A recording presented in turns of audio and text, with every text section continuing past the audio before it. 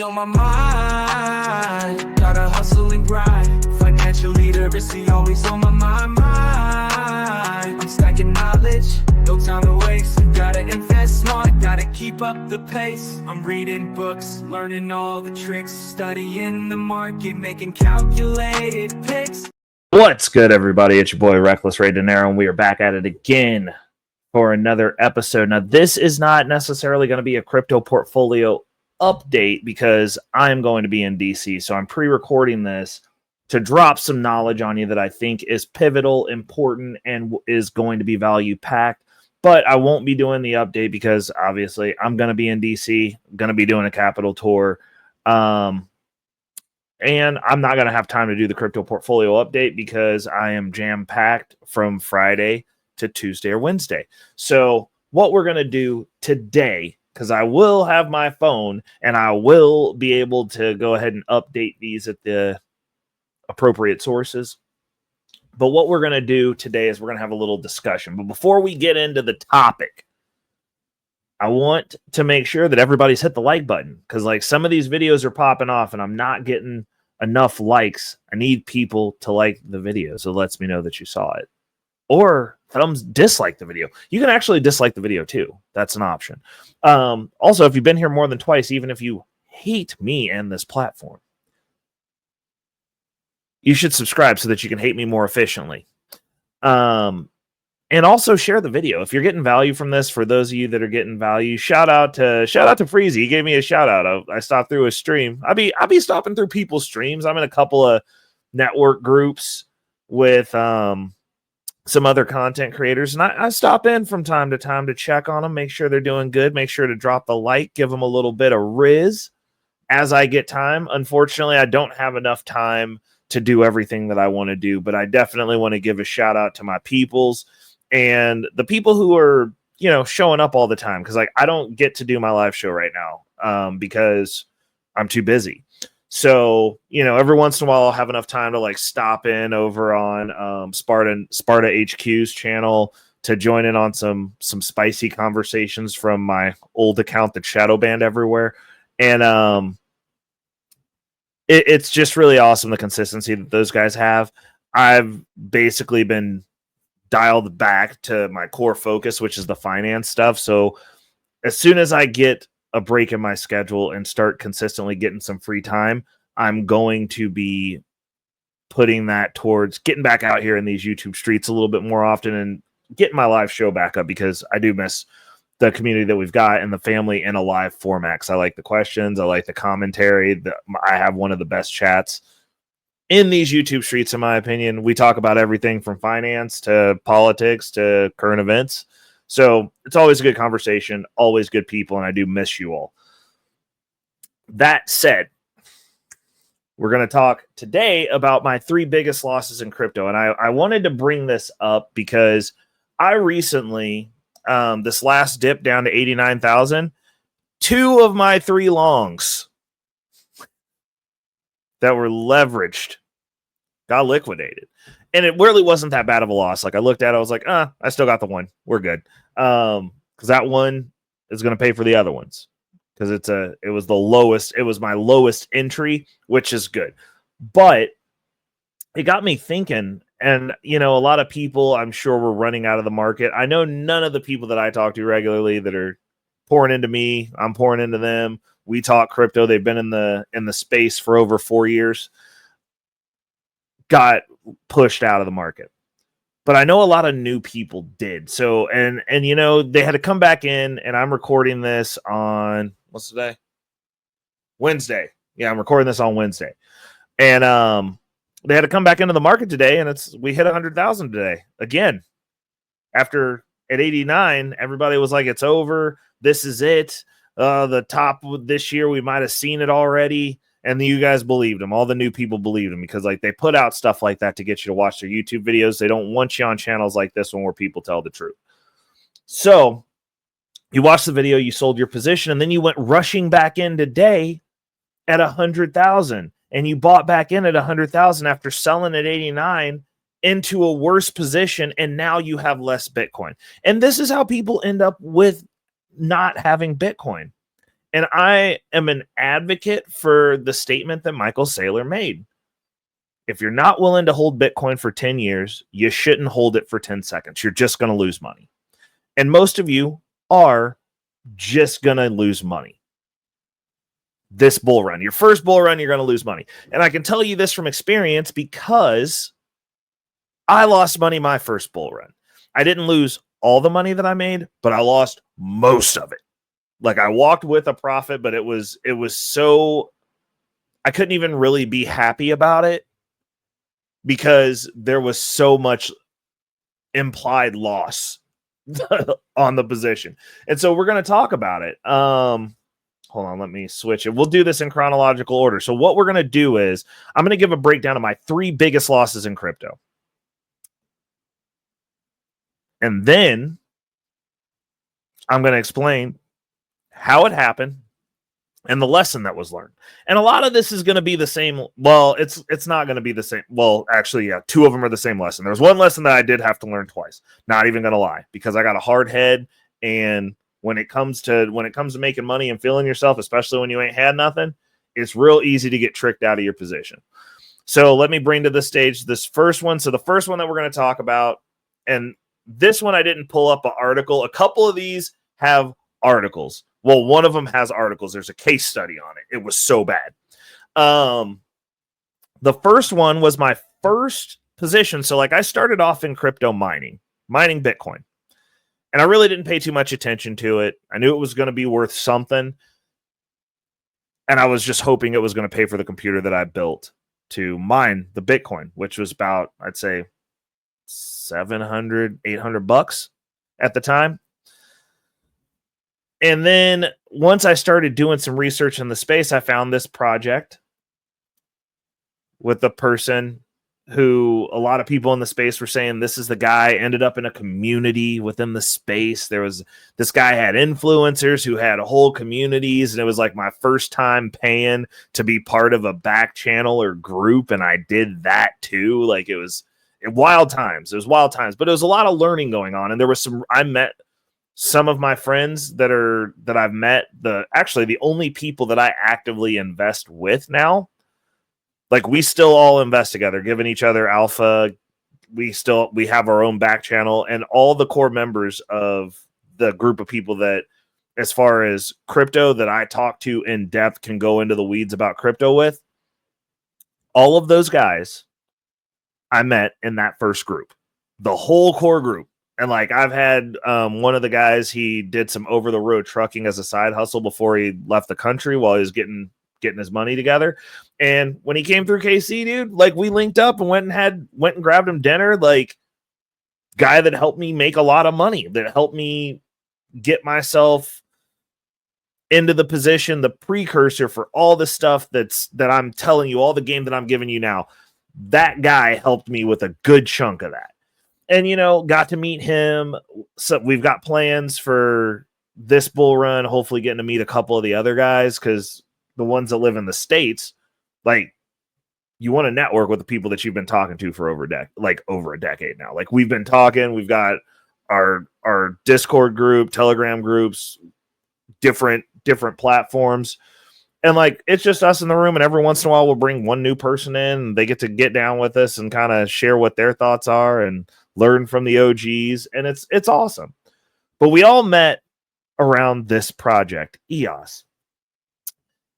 And EOS was, I would say, is probably the first meme coin craze before meme coins were a thing, because we thought it was an actual project, but it really functioned like a meme coin. It had a very vibrant community. You're brought in and you're buying the coin. There's all this talk about what's getting ready to happen. It's supposed to be better than Ethereum, better than Bitcoin. It's going to replace them both. Everything's going to go on this network. And this was before I understood about capital flow, liquidity, farming, anything. You couldn't farm. There was no DeFi for real. Like this was like as DeFi was getting started.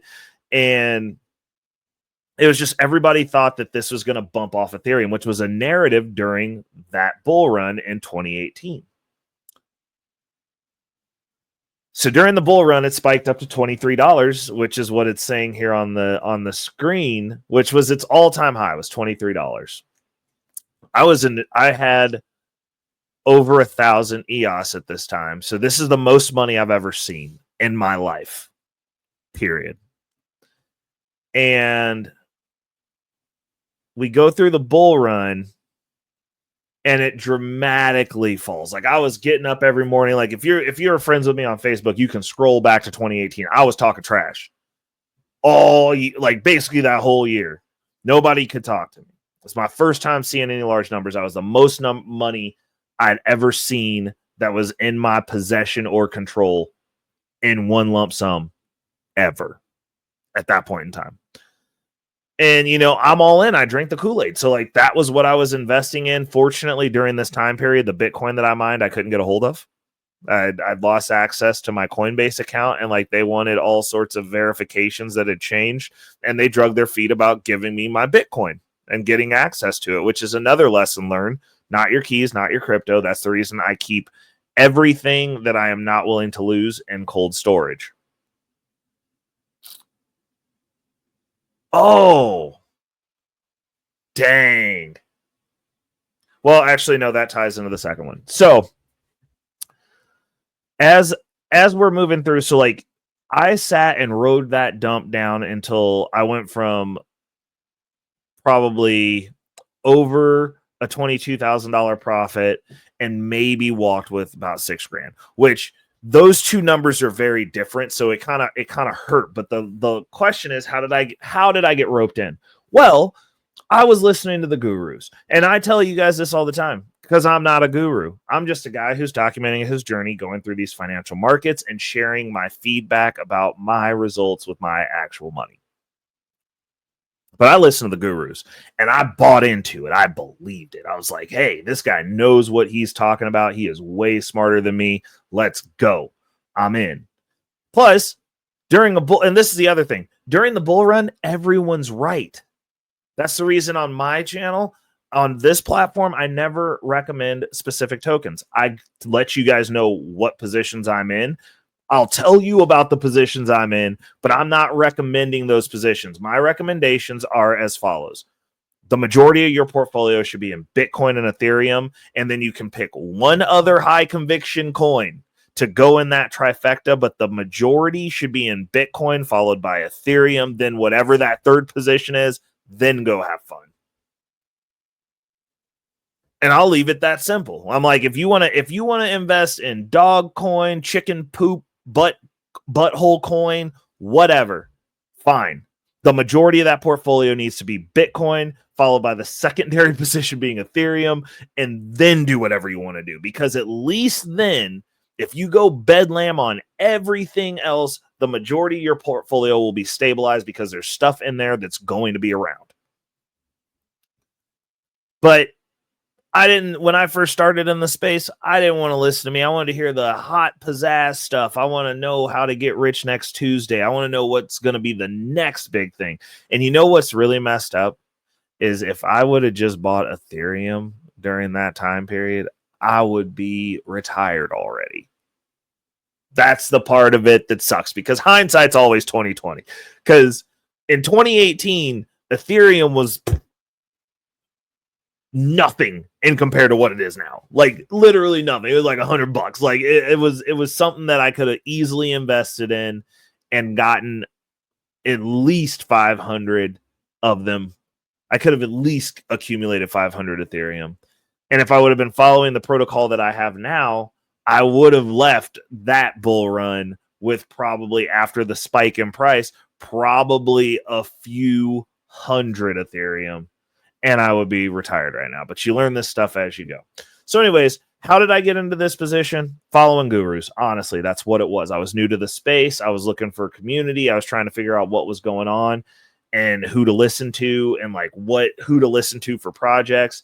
And I found this joker, Dallas Rushing, and he was a big crypto influencer at the time. And then he went down the rabbit hole on Ethereum, and I followed him down said rabbit hole. And that's the story. And what do we learn from that? you got to do your own research. You got to be able to have your own opinion. You cannot blindly follow people, including myself.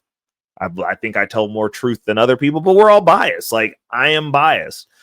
I mean, I don't think I'm biased in the sense, like, I have coins that I like. Like, a lot of people hate Solana. I hate on Solana too, but I'm going to get that bag this year. So I got a Solana position. I like the DeFi space. I just don't believe that Solana is just as decentralized as they put on, because it's not. They keep rebooting the thing every time it bogs down. Also, it gets busy, bogs down, and locks up your money. And when you got, $10, $20, $30,000 sitting on a chain and you can't get it off, that doesn't make people who are in the DeFi space feel well or very trusting. So it is what it is, but it's working right now. And I mean, the experience that I'm having on it is fine. It's great for this bull run. It's going to make me a nice, healthy bag of Ethereum. Like, I'm excited about it, but we all have our biases. I mean, when you're talking about the space, the only reason I isolate it down to Bitcoin and Ethereum is because those two have staying power of over a decade. Like, they're not going anywhere. The majority of total value locked, there's nothing even close to eclipsing Ethereum right now. And for those of you who don't understand that metric, because I understand the other influencers will tell you, oh, a bunch of stuff's going on here, a bunch of stuff's going on there. You can go to this website right here. Let me put it on the screen for you and we can look. DeFi Llama, total value locked. Where is the chart? Yield unlocked, raise a stable coin. Let's see here.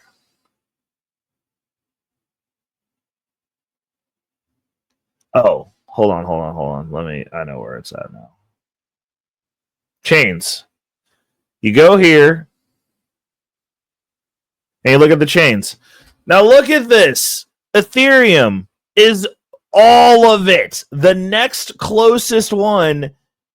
Oh, snap. Solana overtook Tron. The next closest one is Solana, which is everybody's like, oh, it's going to kill Ethereum. 9.28 billion total value locked. 9.28 billion. That's nothing to sneeze at until you look at Ethereum, which has 68.15 billion total value locked. They're not even close.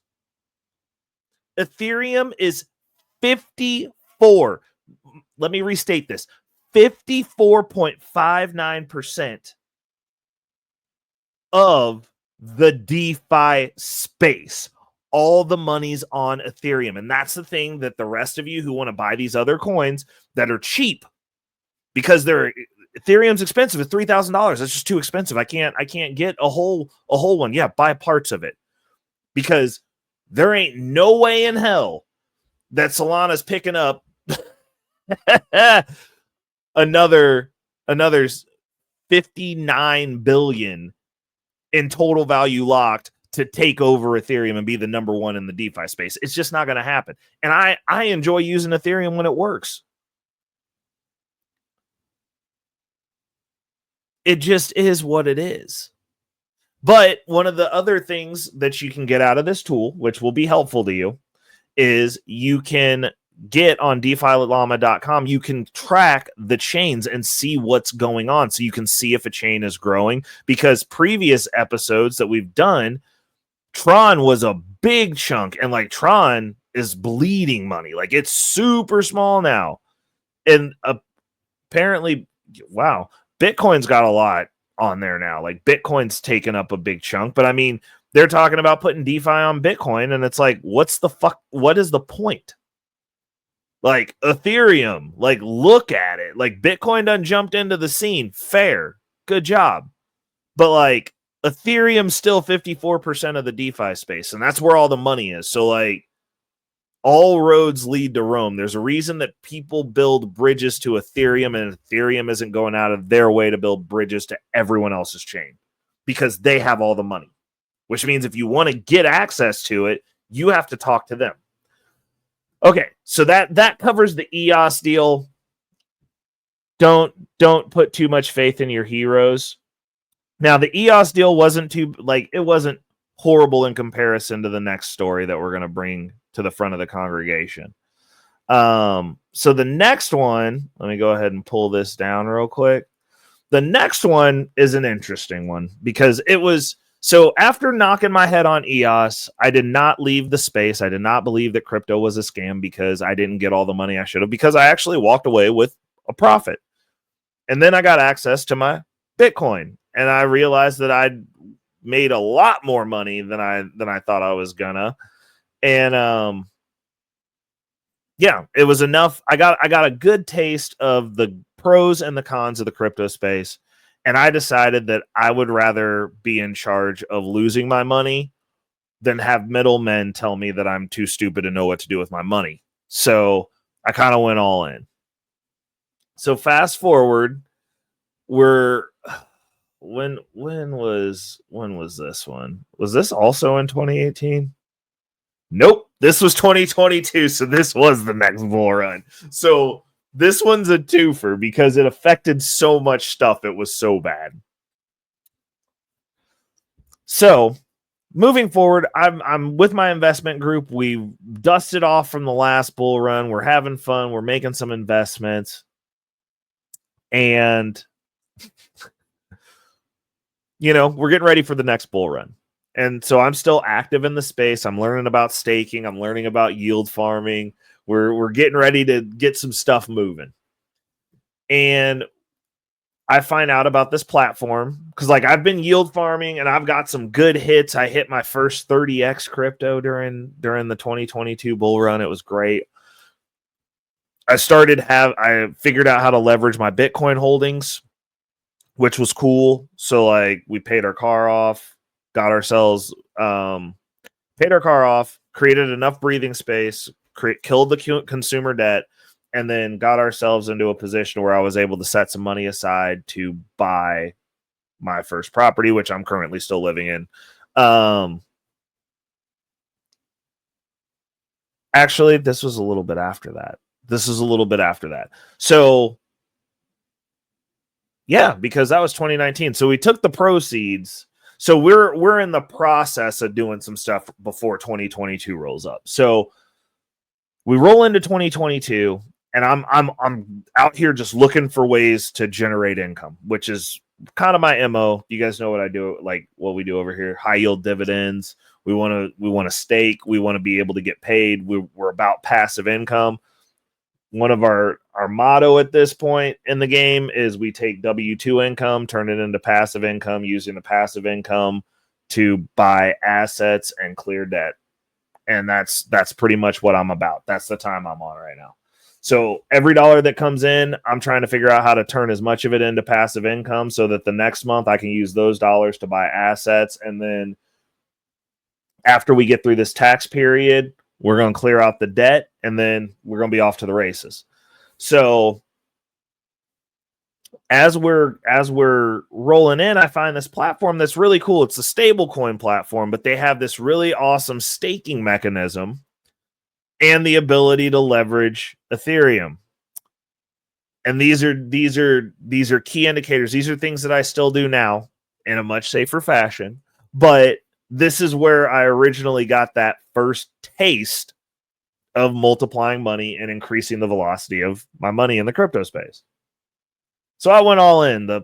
The platform was called Terra Luna. It was its own chain. Now, Terra Luna was a DeFi chain. Now, this was when I was way down the rabbit hole of DeFi.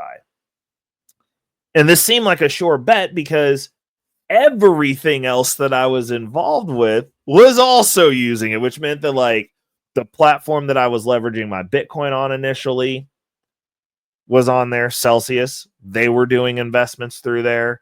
FTX, which a lot of you know about, wasn't involved in that, but I was involved in Terra Luna, which eventually led to FTX's collapse. FTX was involved with it. Wonderland Time, which is another one that we're going to talk about after this, was involved, also a part of that. And So it just seemed like a no-brainer. And it collapsed, and it was probably about a $70,000 wipe on that year. Just gone within the course of 3 days. Like it was bad. And the thing that made this so bad was like there were people that I'm in contact with that I was like, yo, like you should look at this. It's easy to use. And yeah, everybody lost money. And then the cascading effect was Celsius specifically, another experience of not your keys, not your crypto. All my funds got tied up in that for so long that I basically didn't. I mean, I'd written that money off multiple times. And then I ended up getting back, I think it was like $1,200 like last year, but it was locked up from 2022 to 2024. Like just gone. And then after the proceedings, they decided to pay some people back. And one of the things I found out, because once the collapse happened, I started moving funds off of there and found another platform that wasn't involved with Terra Luna that did the same thing, because Celsius had a competitor, Nexo, amazing platform, by the way. Unfortunately, they took it away from the United States, but it's an amazing platform. And so I started moving my money over there, all my crypto. I moved it over to my Nexo account.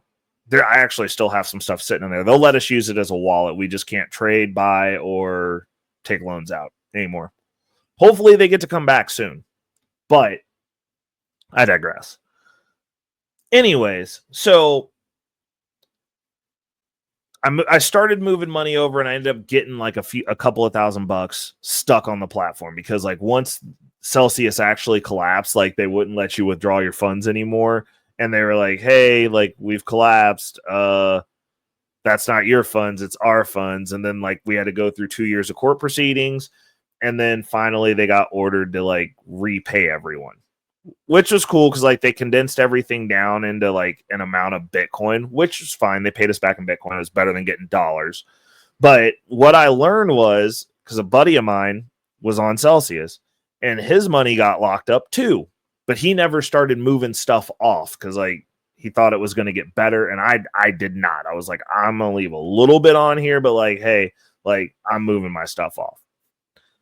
Well, he had a lot more money on there than I did, and he did not get anywhere close to what he had on there off. And so apparently the way that this worked out in this case, it was like the less money you had on there, the more of your money you got back, which was weird. But like it's ever since then, I don't keep a lot of money on centralized platforms, period, because having been through that and then having seen the worst case scenario, never again. Nope, not my money. So I'll keep them in wallets that I have the keys to that are mine, but I'm not doing it. So how did I get into this position? To be honest, I got greedy. It was 100% greed play, because I was like, this is easy money. Like, it's stupid not to do this. Like, the one thing that I did do that was semi-smart was, as I was generating income over there, I wasn't necessarily reinvesting it back there specifically. I took it and put it somewhere else that wasn't on the platform. So when it collapsed, I was like, well, I do have this nugget that's still in the game, and that wasn't everything that I had. But it was enough to hurt. Like you don't just go get that money back. And then I had to figure out how to get my Ethereum that I'd leveraged off the platform, which was also like the weirdest thing ever. So then I did get a chunk of it back, because I did get all that back. Because the funny thing is, if you have a protocol that's leveraging against their stablecoin, and their stablecoin goes to like from $1 to a few cents, you end up with a lot of the stablecoin, which worked out for me because it helped me get my Ethereum back. But, you know, it's one of those things where I got very greedy, and I got very greedy in one direction. And like you'll notice when I talk about my positions this year, I'm using platforms, but I'm like, I'm on a chain, I've got a platform position on that chain, and then I'm over here on this chain, and I've got a platform position on this chain, and I'm cycling the money around so that it's like all of it is in different places. And a lot of it I'm doing just on-chain staking, where it's like you're not getting the best return. And well, I mean, you're getting a good return. I'm not going to say not the best return. It's way better than putting your money in the bank, but it's a lot more tame in comparison to the stuff that I was doing like back in these days. Granted, even with the play that I have now, I would have put money on Terra Luna. If this exact same play presented itself now, I would do it now because it made sense. I'm like, you're not gonna not go with institutions. Like, if large entities are using said protocol, that, I mean, like, I lost money. Those places, they went out of business and people lost their jobs. Like, it was definitely worse for them, but there was nothing in the onset where it was like, oh, like, this isn't going to work as far as a DeFi protocol goes. It was just a very unfortunate set of circumstances. So now we're going to move on to the last one. And this is a good one. This is a real good one. Go ahead and leave. So what we've got on so this is great. So this is AI Labs overview. I love the way that Google breaks this down, and I love that you can use this and it can actually find the information on these random things that happen in crypto that, like, if you weren't there, are very arbitrary and you wouldn't know about it unless you lost money. So Wonderland time collapse, this is the synopsis from Google, was a series of events that led to the crash of Wonderland time token cryptocurrency. The collapse was caused by revelations about the identity of the project's treasury manager, Sifu, and the subsequent loss of investor confidence. Now, this is a great story. So first off, this guy, he's on Twitter, X, formerly known as Twitter. I still follow him to this day. He like still posts, he still tries to be relevant, and nobody really cares anymore because you only get to rip off people in crypto one time. But this guy, Daniele Sestigali, and the pseudonym Sifu, founded the Wonderland DeFi project. Now, first and foremost, the Wonderland DeFi project was a great platform. It was a good way to make money, and it worked. The issue was Sifu was revealed to be Michael Patron, a convicted felon and former co-founder of Quadriga CX, a Canadian crypto exchange that defrauded investors. Now, once this was found out, everybody starts jumping ship like rats. And the issue was, so that's the gist of the story. We found out that this dude was a felon. In his last job, he defrauded investors. So like they stole money. And we're all putting a lot of money into this protocol to make money, with the person in charge of the treasury that stole money. The investors want to make money. This dude steals money. And to his credit, he never stole any money. We just found out. People just found out he stole money. So how did I get into this? Again, this is very similar to the EOS deal, but Daniele, very charismatic guy. And honestly, it was a good community. It was a good community coin. Like, we were all doing great stuff, and people were making money. And if you're making money and the money's flowing and there's no concerns, whatever. And this was back when a lot of projects launched, and a lot of the people who were in founders positions or whatever would use pseudonyms. because they didn't want their identities. They didn't want to be fully doxxed. And this actually was the start. This was one of the catalysts for the start of fully doxing your developers and your founders. Like, that was when people were like, yo, we got to know who you are to make sure, like, you don't steal money. Kind of a big deal.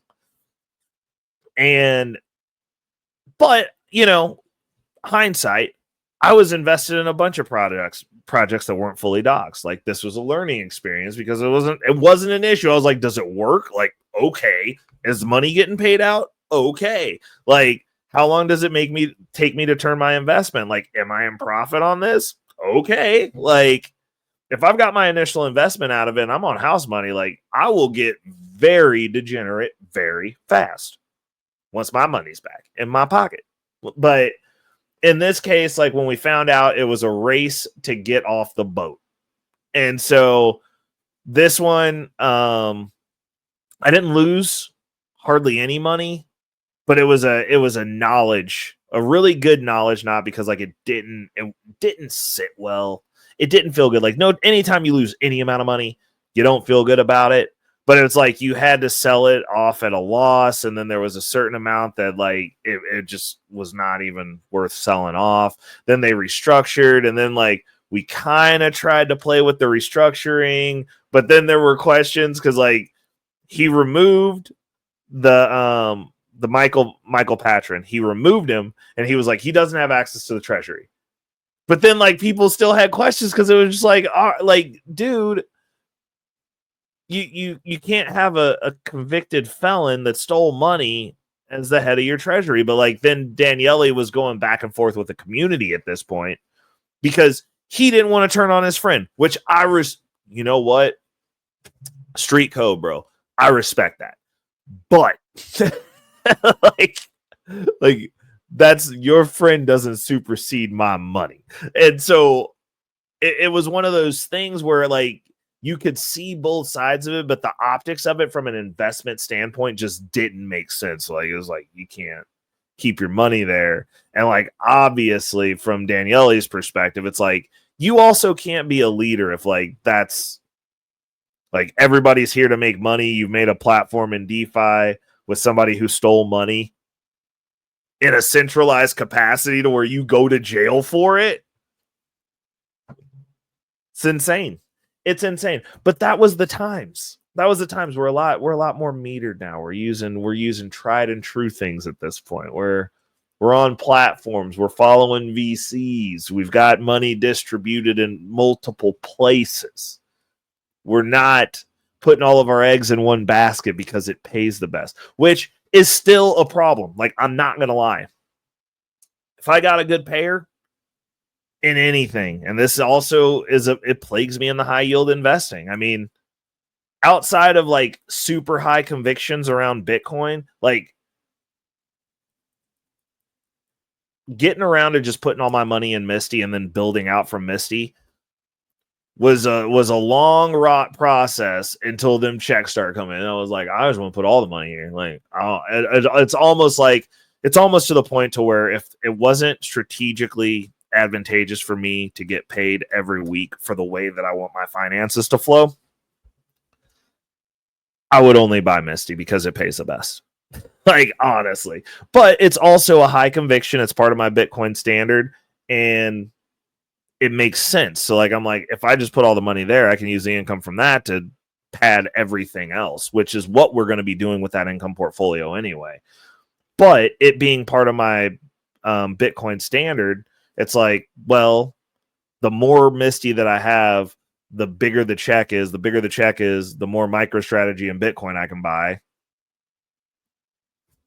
Win-win.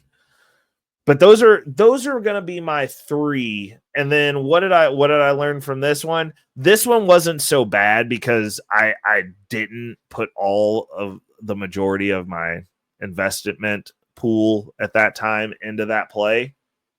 So the thing that I learned is like you after that, if it's not a fully doxed project, like I'm very not interested. Like that was the main thing that I learned from that. I was just like, oh, okay, so like fully doxed projects probably aren't the play. or non-docs projects. Like if the people don't tell you who they are, especially if you have a partially doxed team where it's like, oh, I'll tell you who I am. And then this dude's like, my name's Sifu. What? That doesn't even make sense. Which I that actually was the one red flag. I'm like, why is everyone on this team fully doxed except for this guy? That's actually the red flag that I looked over. I was like, there's one guy who doesn't want to give his name. Like that's like getting pulled over with a car full of your homies and one dude don't want to get his ID out. It's probably because he's got warrants and he's going to go to jail.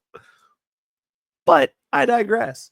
So I hope you guys got a bunch of value from this. I hope this goes with you and you can impart some of this information into your decision making within the crypto space and the investment space, to be honest. I hope you guys start doing your own research. You don't just take people's word for anything, because all of us are fallible. We're all humans. There's little biases here and there. I am biased in favor of Bitcoin.